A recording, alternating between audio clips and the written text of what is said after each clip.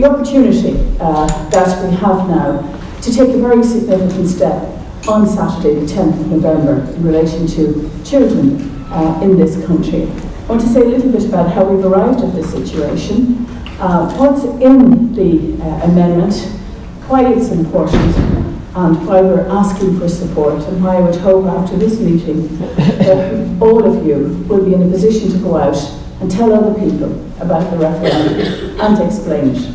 One of the ironies of the situation is that we've got a huge amount of cross-party political support. We have all of the parties in the Dáil and the Senate. When I brought the legislation and the amendment into the Dáil, all of the parties across the Dáil, across the Senate and the independents supported the wording.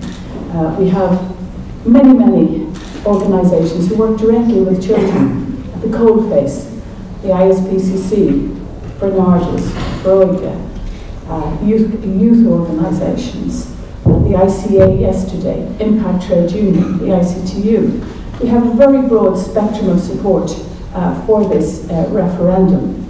The irony is that because there is so much agreement in relation to it and support for it, and because we haven't been tearing strips off one another in the Dáil about it, we actually haven't got the kind of coverage that you often get when there's a referendum. Because there is this support, and it isn't adversarial, and obviously there are some people who have concerns about it, and I'm very happy to answer those concerns if they're raised tonight.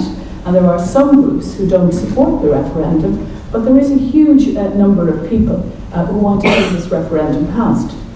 It's interesting to look at the opinion polls and to see that about 57% of people at present are supporting the referendum, but people do say they'd like more information about it. And one of the points I want to make is that information is available and will be available. And I do expect the media to be covering it much more over the next 3 weeks leading up to the vote. Every house should have got a leaflet, a very detailed information leaflet from the Referendum Commission. It's an independent guide to the referendum. The government will also ensure that there is a guide going into every home in the country. You've seen the television ads from the Referendum Commission encouraging people to vote on Saturday, to use their vote. And those of you who go online, there's a huge amount of information online as well. So I'm very used as a politician when I'm canvassing at election time to people saying to me, I'm going to read all your manifestos and decide. And that's what people are saying to me now about the referendum. They're saying, we're going to read up about it and make up our minds. But I have found that people are very positive about it. And while people are angry about various issues at present, I do find that people are separating out their feelings in general about issues that are deeply affecting them at present. We all know how tough it is for families. People are able to separate out their feelings and say, we do know that this is the right thing to do, and we will be supporting it.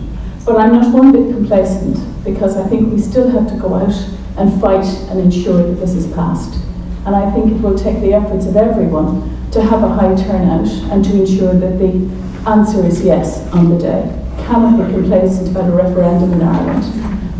And I'm certainly not complacent, and nobody who's supporting this referendum is complacent. And we can't be complacent. There isn't a vote cast yet, and we have to make absolutely sure that people understand this, understand why it's been done, and support it.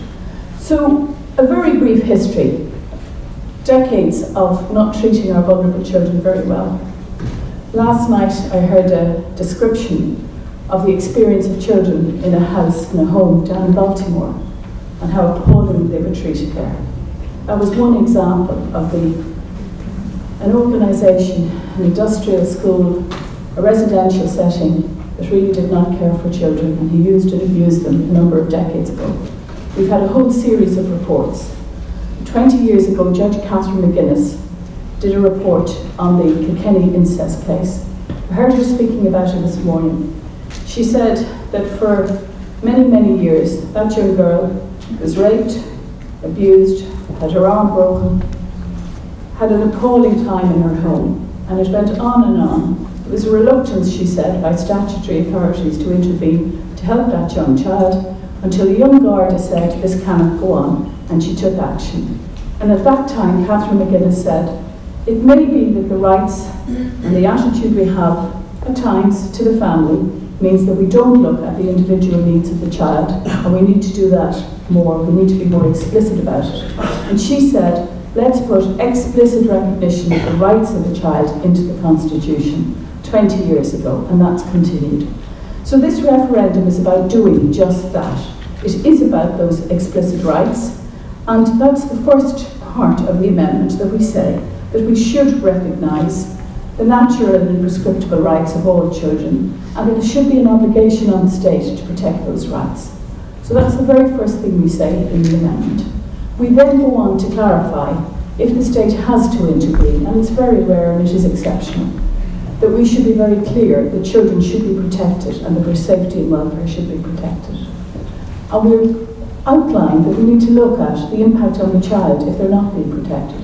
Those 1,500 cases every year, individual children, where when an assessment is made, it is found that those children are being sexually and physically abused and neglected.